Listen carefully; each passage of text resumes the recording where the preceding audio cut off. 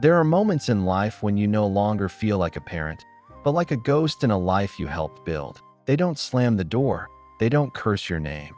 They simply fade. The calls grow colder, the messages shorter, and eventually, silence moves in like an unwelcome tenant. You still remember when your voice could calm them, when your presence meant comfort. Now, even a text feels like too much to ask. You gave everything. Your time, your energy, your body, your sleep, your dreams. You thought that love, unfiltered, unconditional, would be enough to carry you through the years. That one day, they'd look back and see you clearly. But now, as they build lives of their own, you find yourself standing at the edge, uninvited, unnoticed. There's no funeral for this kind of loss. No ceremony to mark the moment your children stop seeing you as someone worth listening to. You still exist. You're still alive. But in their world, you've become optional. This isn't about needing constant praise or attention. It's about the quiet ache of being erased from the story you helped write. The pain of knocking on a door you once opened for them and finding it locked from the inside. And still you wait. Not just for a call or a visit, but for recognition. For something simple to matter again. But what if this isn't where your story ends? What if being ignored is not your downfall, but your turning point? You see, the suffering doesn't just come from their silence. It comes from the story you've believed all your life. That if you love enough, give enough, sacrifice enough, your children will naturally return that love. That you'll always be needed. That your place is secured. But life rarely honors such guarantees. Some children grow into adults who carry their wounds like shields. Some are lost in their own storms. And some, perhaps without cruelty, but with carelessness, simply forget how to see the ones who made them. But here's a truth that runs deeper than their absence. You are not just a parent. They do not define your existence. You are not the unanswered message. You are not the shadow at the family dinner. You are still whole, even in their forgetfulness. The Buddha taught that clinging is the root of suffering, not because we shouldn't love, but because we confuse love with control, with expectation. Letting go is not abandonment. It's release, a return to balance. So perhaps your next chapter doesn't begin with confrontation or guilt. It begins with something quieter, a decision. A decision to stop orbiting around someone else's attention. To stop knocking at a door that may never open. To start walking your own path again. This path won't be paved with bitterness. It won't demand that you stop caring. On the contrary, it will ask you to care more truthfully. To love without losing yourself. To forgive without forgetting who you are. There's a kind of dignity that only arises when you stop chasing and start returning to yourself. And when that shift happens, when your inner world no longer depends on who checks in or who replies, something extraordinary begins to take root. Peace, a quiet power, a freedom not given, but reclaimed. You're not here to fix your children. You're here to remember who you are beneath the role you once played. This isn't the end. It's the beginning of something far more sacred. The door may never open again, but maybe that's no longer your destination. Because you've realized you were never waiting outside. You were waiting to come home to yourself. The respect trap. Respect. It's such a simple word, yet when it disappears, especially between a parent and their adult child, it leaves behind a silence that screams, you don't ask for much. You don't want to be worshipped or obeyed, just to be treated like a human being, with courtesy, with presence, with care, but instead, you feel minimized, like a background noise in their busy lives. And here's the cruel paradox. The more you ask for respect, the less of it you seem to receive. You speak up, hoping they'll listen. You set boundaries, hoping they'll take you seriously. You explain your hurt, thinking they'll understand. But it backfires. You're told you're too sensitive, too needy, too dramatic. Eventually, you say less. Not because you've healed, but because you've learned it doesn't matter. This is the trap. You fall into it because you believe that if someone loves you, they'll naturally respect you. And when they don't, your first instinct is to fight for that respect, to demand it, to chase it, to keep proving you deserve it. But respect, like love, is not something that appears because you insist. It's not something you can extract from someone through guilt, argument, or sacrifice. The more you grasp for it, the more you reinforce the idea that you're somehow beneath it. It's easy to lose yourself in this cycle. You begin to think, if I were stronger, they'd listen. Or, if I were more loving, more forgiving, maybe they'd treat me better. But the truth is, the problem isn't always what you did or didn't do. Sometimes it's in how they see you. And that perception often doesn't shift until you stop playing the same role they've come to expect. There's a line from the Tao Te Ching that says, when you let go of what you are, you become what you might be. That's the real work. Not chasing their validation, but stepping out of the mold they've placed you in. They see you as always available, always giving, always adjusting. And in that comfort, they forget to value you. Not because you're worthless, but because you're constant. Think of a tree that grows in the same spot for decades. At first, everyone admires its shade, its strength, its presence. But over time, they stop noticing. It's just there, unmoving, unquestioned, assumed. Until the day it falls, and they finally realize what they've lost. But by then, something sacred has already been broken. The way out of the respect trap isn't louder words. It's quieter power, a shift in energy, a calm refusal to participate in dynamics that shrink you. You stop explaining your worth. You start living it. You stop needing their agreement to know your truth. And slowly, the balance changes. This isn't about revenge. It's not about withholding love to teach a lesson. It's about alignment. When you're in alignment with your inner dignity, your actions begin to speak louder than any plea for recognition. You no longer beg for attention, you embody presence. And presence, real presence, changes the room. It may take time. They might resist. They might even mock your silence, your stillness, your refusal to react. But over time, something shifts in the way they see you. Not because you forced them to respect you, but because you reminded yourself that you never needed to beg for it in the first place. Respect is not something they give. It's something you radiate when you no longer chase. Unseen and Unthanked. There's a certain kind of love that gets taken for granted. It's not loud. It doesn't demand. It just shows up, day after day, year after year. Meals made, rides given, sacrifices quietly folded into the rhythm of daily life. No applause, no ceremony, just presence. You lived like that. For years, maybe decades. You showed up even when you were exhausted. You gave even when there was nothing left in your own cup. You didn't keep score. You didn't need a trophy. You just wanted them to grow up safe, happy, and whole. But now that they have, now that they're off building their own lives, you're no longer needed. Or at least that's how it feels. You became part of the background, dependable, familiar, invisible. Like the old chair in the corner, always there, always useful, until one day it's not. And no one notices. There's a pain in that invisibility that's hard to name. You don't want to ask for recognition. That would feel selfish. But still, there's a quiet ache. Did it all matter? Did they see me? Not just the clean clothes or the paid bills, but you. The human being behind the effort. The one who stayed up worrying. The one who swallowed their own needs for years. And maybe what hurts the most isn't the lack of gratitude. It's the casualness.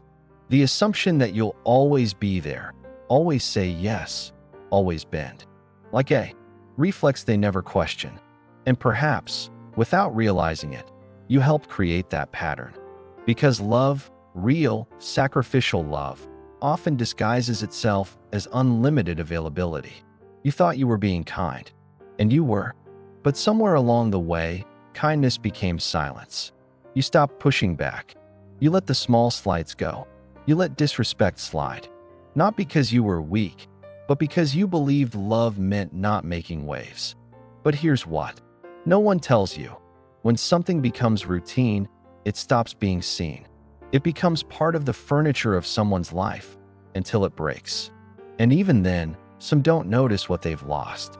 They just move on to the next thing. This isn't about blaming them or blaming you. This is about waking up to a truth that's been quietly waiting for your attention. That being unseen is not the same as being unworthy. That being unthanked does not erase the value of what you gave.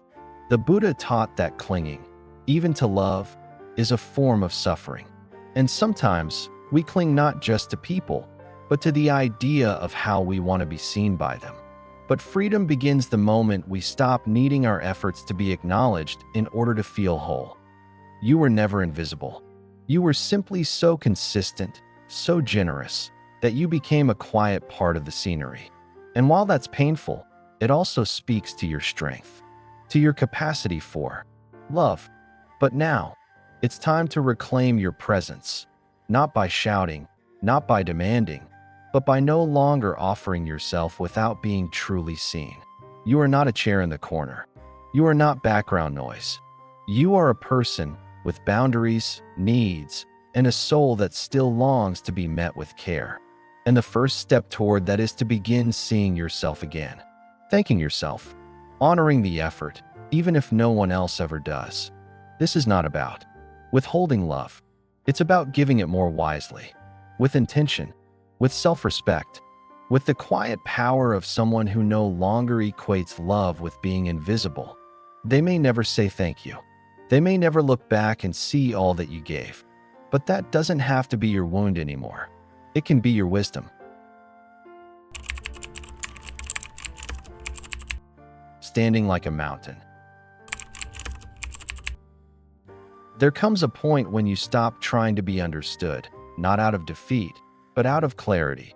You realize that explaining your pain to someone who refuses to listen only deepens the wound. So you stop explaining. You stop justifying. You stop reaching across the emotional distance, hoping they'll meet you halfway. Instead, you begin to root yourself. You learn that power doesn't always look like volume. It doesn't always come from having the last word. Real power is still. It's quiet. It's what happens when you know who you are, without needing anyone else to confirm it. Like a mountain, unmoved by the passing clouds or the changing winds. They may still ignore you. They may continue to dismiss your presence, your voice, your boundaries. But your value is no longer something they get to vote on. You are not in a popularity contest. You are a human being with history, with dignity, with gravity. You didn't become a parent to win approval. You loved because love was natural. You gave because giving was your language. But now, in this new chapter, you're learning a new language, stillness with strength. There's a kind of silence that isn't passive. It's not resignation. It's sacred. It says, I'm still here, but I no longer need to chase, plead, or prove. It's easy to think that if you stop reminding others of your worth, they'll forget. But that's not how respect is earned. Real respect rises when your presence commands it. Not because you ask, but because you embody something they can't ignore anymore. Marcus Aurelius, the Stoic emperor, once wrote, "Waste no more time arguing what a good person should be. Be one." That's what this moment asks of you. Not to convince your children of your value, but to become so deeply rooted in your own that no one can take it from you. Think of a mountain again. It doesn't beg for the sun. It doesn't fear the storm. It stands, quiet, constant, grounded. And in time, people come to it, not because the mountain calls, but because they feel something in its presence. This is not about being cold. It's not about cutting yourself off or pretending you don't care. In fact, it's the opposite. It's choosing a kind of love that's free from the need to control. A love that allows you to stay open without being stepped on. You can still be kind, still be generous, still be you. But now, with boundaries that hold like stone, you no longer shape-shift to keep the peace. You no longer shrink yourself to maintain connection. You no longer react to every distant tone or unanswered call. You observe. You breathe. You respond from a place of grounded self-respect. This shift isn't loud. It won't get you applause. In fact, it may confuse people who are used to the version of you that always bends. But over time, they'll feel the difference. And more importantly, you will feel the difference. Because standing like a mountain doesn't mean becoming hard. It means becoming whole. Firm, but not closed. Present, but not desperate. And when you learn to stand in this way, even the silence around you becomes less threatening. It becomes spacious. It becomes yours. You're not here to chase love. You're here to embody it. Quietly, steadily, with the kind of presence that doesn't need recognition to be real. And in doing so, you teach them, perhaps without a single word, what real strength looks like.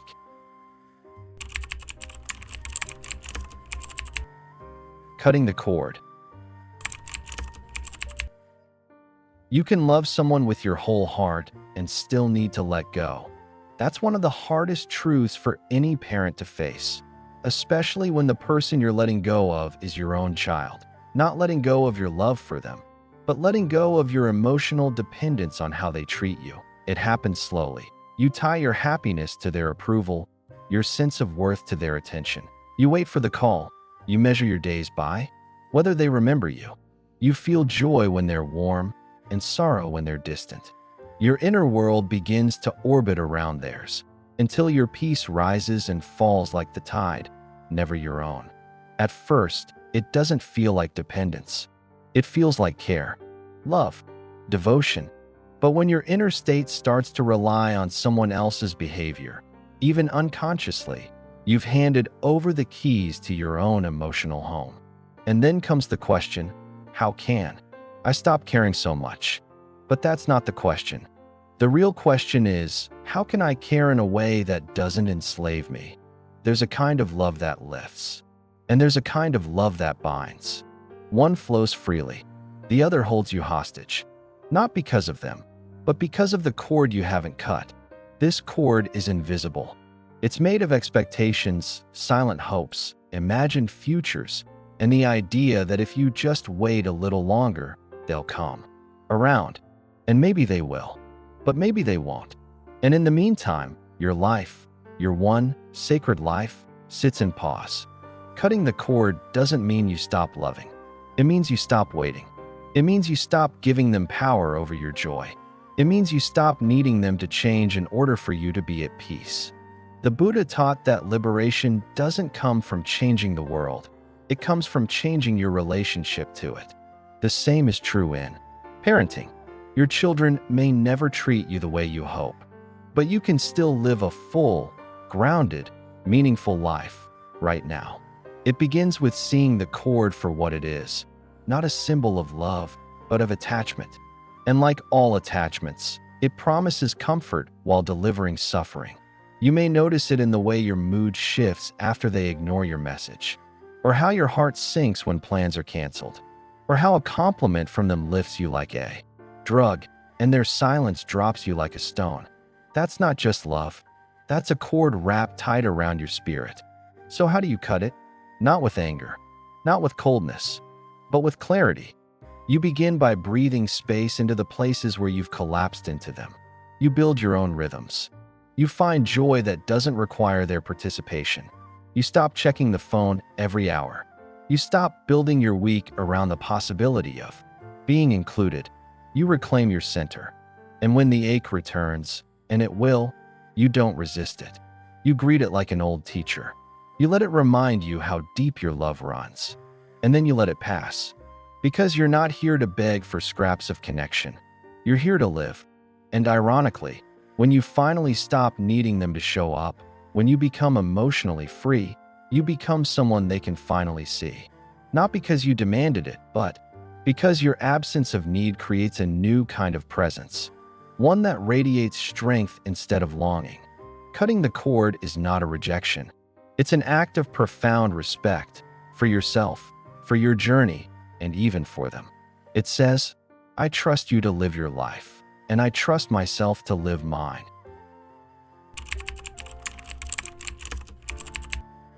The power of quiet detachment. Not everything demands a reaction. Some of the greatest shifts in life happen not when you fight, not when you explain, but when you become still. Detachment is often misunderstood as indifference, but quiet detachment is not cold. It is not numb. It is the opposite. It is clarity without clinging.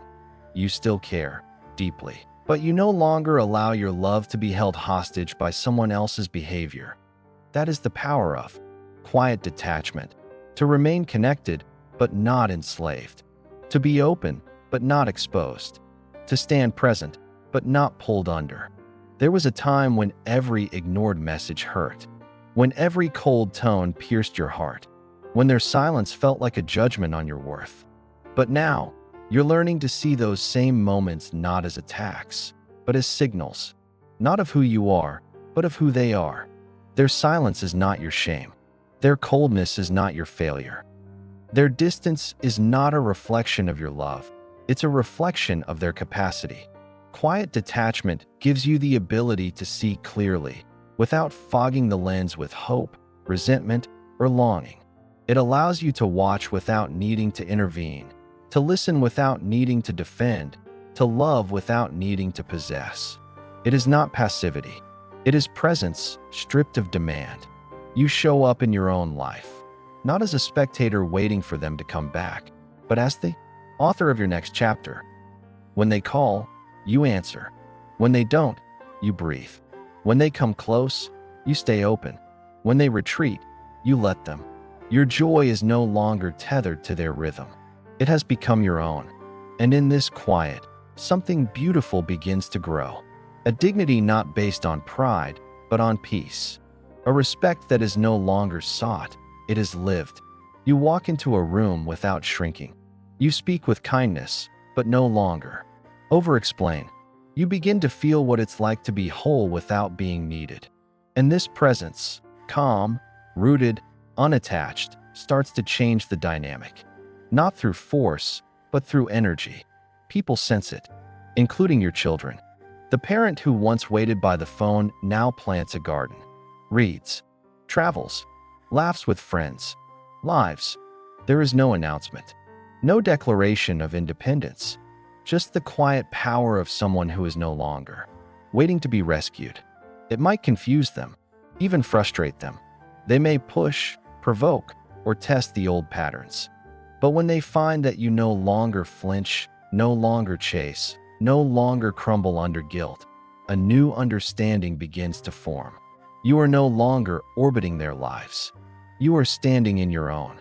The Buddha taught that attachment is the root of suffering, but he never said love was the problem. Love without clinging is possible. Love without expectation is freedom.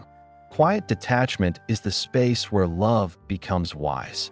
It is the art of giving yourself back to yourself, of ending the cycle where your peace depends on how others treat you, of reclaiming the sacred truth that your inner life is yours and yours alone. You will still feel, you will still care, you will still love them, maybe more than ever, but from a distance that allows both of you to breathe, from a space where you no longer ask, will they come back, but instead whisper, I'm here, with or without them. And that, quietly, is where true freedom begins.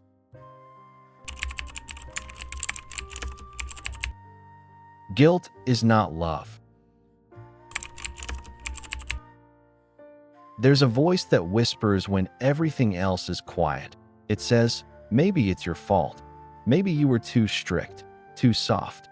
Maybe you missed something. Maybe you stayed too long or let go too soon. It pulls at you in moments of silence, layering regret over love, self-doubt over memory. This is guilt, and it wears many disguises. Sometimes it looks like responsibility. Sometimes it wears the face of love. But guilt, in its raw form, is not love. It's fear wearing a mask. You carry it because you care, because you want to make sense of the distance, the coldness, the silence. And the mind, in its effort to find order, often turns inward. It must be me. You replay conversations from years ago, moments you thought had passed. You try to trace the first moment things went wrong, as if by finding that moment, you could undo it. But life doesn't offer rewind buttons. And guilt doesn't offer healing. It offers paralysis. When you live through guilt, you stop living. You tiptoe around your truth. You stay silent when your soul wants to speak. You tolerate more than your heart can hold, all in the name of keeping peace. But peace that costs your dignity isn't peace, it's submission. Somewhere along the way, many parents were taught that love means sacrifice without limit. That to be good is to endure, to absorb, to never push back. That love means always saying yes, even when it hurts. And when that narrative mixes with guilt, it becomes a prison. One where you don't feel free to say no. One where your needs vanish beneath the weight of what if I failed them. But here's a deeper truth. Your mistakes do not cancel out your love. Your imperfections do not erase the years of showing up. You were never supposed to be perfect, only present. And you were. If your children cannot see that, it is not your job to beg for their forgiveness, especially when their memory is selective, especially when they weaponize your guilt to avoid their own growth. The Buddha taught that suffering begins when we confuse illusion with truth. And guilt, when left unexamined, becomes an illusion, a story you keep telling yourself that keeps you stuck in a role you've long outgrown. Real love cannot grow in the shadow of guilt. Real love flows from clarity, from strength, from mutual respect. It says, I love you. I did my best. I'm still open, but I will not carry shame that doesn't belong to me. And even if you did make mistakes, what human being hasn't? Every generation carries scars. Every parent has moments they wish they could rewrite. But guilt will not heal them. Presence will. Truth will. Forgiveness, not just for them, but for yourself. You deserve to step into your life without dragging behind you the ghosts of yesterday. You deserve relationships built on mutual regard, not unspoken debts. And if your children are still punishing you for the past without seeing the full picture, then the work is theirs now, not yours. Guilt is not a compass. It does not lead to love. It leads to cycles, to silence, to smallness. Love says, I honor the past, but I don't live there. Love says, I am human, and that is enough. Love creates space for truth, for boundaries, for growth. Let guilt fall away. Let it return to the place it came from, a misunderstanding of what love requires. You don't have to earn your right to peace. You've already earned it by being here, by staying, by loving through all the storms. The fact that you are still open, still seeking understanding, still willing to grow, that alone is proof of your heart. And it's time that your heart learns this. Love without guilt is not only possible, it's what sets you free. The empowered no. There's a quiet power in a word most people fear. No, not the no that shuts down connection, but the no that creates space for dignity. The no that comes from clarity, not anger. The kind that says, I have worth too, without raising its voice. For years, maybe even decades, your life has been a string of yes. Yes to the extra favor. Yes to the late night call. Yes to lending money, even when it put you at risk. Yes to watching the grandkids when your body needed rest. Yes to being available, even when your soul was exhausted. You didn't say yes because you didn't care about yourself. You said yes because you thought it was the loving thing to do. And it was, until it wasn't. Until the yes came with resentment. Until it drained you. Until it taught others that your time, your energy, your well-being were negotiable. That you were always a yes, no matter how you were treated. But love without boundaries isn't love. It's self-erasure. It's teaching others, without meaning to, that their needs matter more than your peace. And over time, that lesson becomes the foundation of a relationship where you are depended on, but not respected. The empowered no is not a wall, it's a doorway. It invites others to meet you as an equal, not as a resource. It says, I love you, but I will no longer betray myself in the name of keeping the peace. It reclaims your time, your rest, your soul. You don't need to justify your boundaries. You don't need to write long explanations or apologize for needing space. A simple, steady, not this time, can change the shape of your life. At first, they may resist. They may push back, surprised by the shift. The child who has always expected you to say yes may feel confused or even hurt. But that is not your burden. Their discomfort is not a sign that you're wrong. It's a sign that something new is being born. Respect. The Buddha taught that right speech includes not only honesty but timeliness. Saying yes when your heart says no is a form of dishonesty, not kindness. It distorts connection. It builds quiet resentment that eventually poisons even the most sacred bonds. Saying no when it honors your truth is a gift to you and to them, because it shows that love can exist alongside boundaries. That care does not require self-sacrifice. That presence is most valuable when it's given freely, not from obligation. You are not abandoning anyone by protecting your peace. You are simply stepping out of a pattern where your silence was mistaken for agreement, where your compliance was mistaken for consent, where your exhaustion was mistaken for generosity. There's a calm that comes when you learn to say no without fear, when you choose your wholeness over their temporary approval, when you stop explaining and start standing. It doesn't mean you'll say no to everything. It means you'll say no to what drains you, disrespects you, or asks you to disappear for someone else's comfort. And in doing so, your yes regains its meaning. Your presence becomes sacred again. Others may not like this version of you at first. That's okay. Let them adjust. Let them learn. Let them choose whether they want to meet you in this new, more honest space. You're not here to be everything for everyone. You're here to be fully yourself. And that self, worthy, clear, whole, deserves the strength of a well-placed no. Stop orbiting their lives. There's a quiet power in a word most people fear. No, not the no that shuts down connection, but the no that creates space for dignity. The no that comes from clarity, not anger. The kind that says, I have worth too, without raising its voice. For years, maybe even decades, your life has been a string of yes. Yes to the extra favor. Yes to the late night call. Yes to lending money, even when it put you at risk. Yes to watching the grandkids when your body needed rest. Yes to being available, even when your soul was exhausted. You didn't say yes because you didn't care about yourself. You said yes because you thought it was the loving thing to do.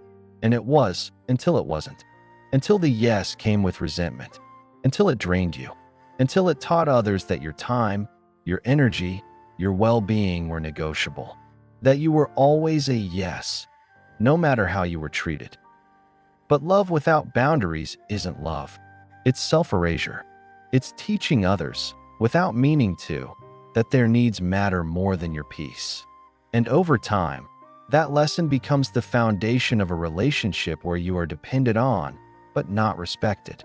The empowered no is not a wall, it's a doorway. It invites others to meet you as an equal, not as a resource. It says, I love you, but I will no longer betray myself in the name of keeping the peace. It reclaims your time, your rest, your soul. You don't need to justify your boundaries. You don't need to write long explanations or apologize for needing space. A simple, steady, not this time, can change the shape of your life. At first, they may resist. They may push back, surprised by the shift. The child who has always expected you to say yes may feel confused or even hurt. But that is not your burden. Their discomfort is not a sign that you're wrong. It's a sign that something new is being born. Respect. The Buddha taught that right speech includes not only honesty but timeliness. Saying yes when your heart says no is a form of dishonesty, not kindness. It distorts connection. It builds quiet resentment that eventually poisons even the most sacred bonds. Saying no when it honors your truth is a gift to you and to them, because it shows that love can exist alongside boundaries. That care does not require self-sacrifice. That presence is most valuable when it's given freely, not from obligation. You are not abandoning anyone by protecting your peace. You are simply stepping out of a pattern where your silence was mistaken for agreement, where your compliance was mistaken for consent, where your exhaustion was mistaken for generosity. There's a calm that comes when you learn to say no without fear, when you choose your wholeness over their temporary approval, when you stop explaining and start standing. It doesn't mean you'll say no to everything. It means you'll say no to what drains you, disrespects you, or asks you to disappear for someone else's comfort. And in doing so, your yes regains its meaning. Your presence becomes sacred again. Others may not like this version of you at first. That's okay. Let them adjust. Let them learn. Let them choose whether they want to meet you in this new, more honest space. You're not here to be everything for everyone. You're here to be fully yourself. And that self, worthy, clear, whole, deserves the strength of a well-placed no. The silent victory of living fully. There's a kind of victory that doesn't come with applause. No one claps. No one throws you a party. In fact, most people don't even notice, but you do.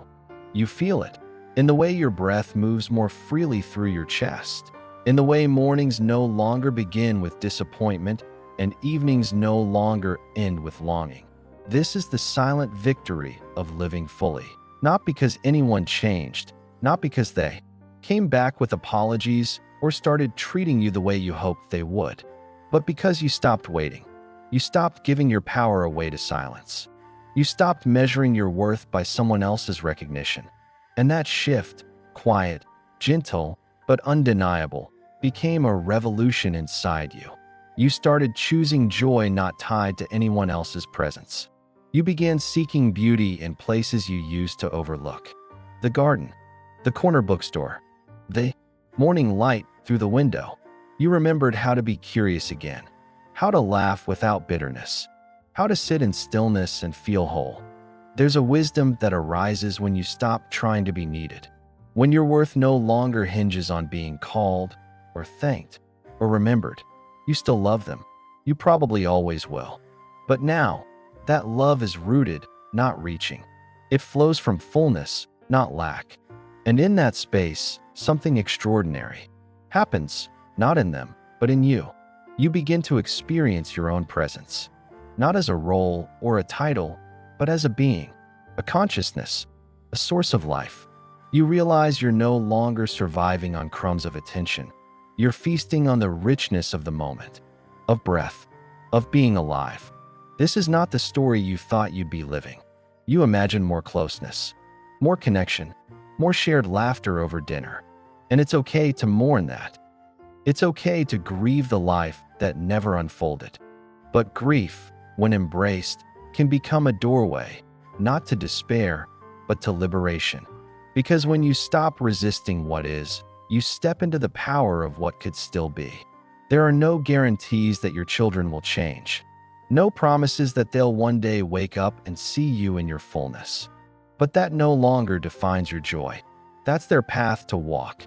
Yours is here, in this breath, in this step, in this choice to live. And the irony, of course, is that this shift, this turning inward, often becomes the very thing that changes everything. Not because you intended it to, but because peace has a gravity of its own. When you no longer demand anything, you become undeniable. Your quiet freedom speaks louder than your silence ever did. You become the parent who no longer waits at the window, who no longer tries to control what cannot be controlled, who lives not in reaction, but in rhythm. And that energy, that steadiness, that radiance is felt, even if they don't say it, even if they never show it. This is your victory.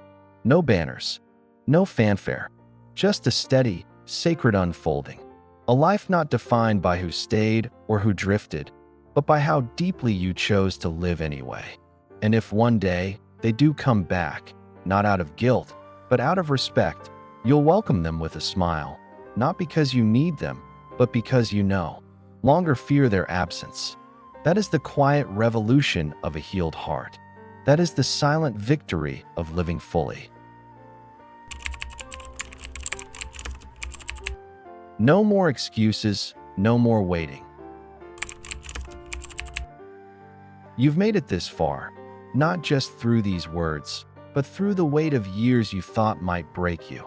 You've endured the silence, the rejection, the aching hope that maybe things would change if you just held on a little longer. And now, you stand at the edge of something quieter, but deeper, a choice. You can keep waiting. Keep hoping that one day they'll understand, apologize, return. Keep crafting stories that explain their absence, their coldness, their forgetfulness. Or you can stop. Not stop loving, but stop abandoning yourself in the name of hope. Because hope, when ungrounded, can become a trap, a reason to stay still, a reason to postpone your life, your joy, your becoming. You tell yourself it's not the right time, that things might get better soon, that your health, your energy, your loneliness, all these are reasons to stay in place. But what if they're not reasons? What if they're excuses wrapped in fear? There's a part of you that still believes your best days are behind you. That starting over is for other people. That change is for the young. But that belief isn't truth. It's a tired story whispered by fear. And as long as you keep listening to it, your life remains on hold. No more excuses. No more waiting. Not because you're angry. Not because you're bitter. But because you've realized that time is sacred. That every breath is an invitation, not a guarantee. That your life is not something to be bargained with, delayed, or given away to people who don't know how to hold it with care. You still have time. Not endless time. Not guaranteed time. But enough. Enough to choose yourself. Enough to plant something that wasn't planted before. Enough to create mornings that begin with purpose, not regret. And yes, you'll be afraid. That's part of it. Fear is the body's way of asking, are we safe? But you are safe. You are strong. And you are not walking this alone. When you begin to act, not to fix others, but to reclaim your presence, something stirs. The muscles of choice grow stronger. The clarity of your voice returns. The mirror no longer reflects waiting eyes, but eyes that see clearly. You were never meant to disappear in someone else's story. You don't need everything to be perfect before you begin. You don't need approval. You don't need a promise that this time they'll show up differently. You just need the courage to stop waiting for them and start showing up for yourself. Your life, as it stands now, is not a draft. It's the page you're on, and it deserves your full presence, your full heart, your full breath. No more excuses. No more shrinking. No more pretending that tomorrow will somehow hand you what you haven't claimed today. You've survived so much. You've loved through disappointment. You've endured through absence. Now it's time to live, not as an afterthought in someone else's timeline, but as the main character in your own. This isn't a moment for guilt. It's a moment for truth. And the truth is, you are still here. And that is more than enough to begin. The final turning point.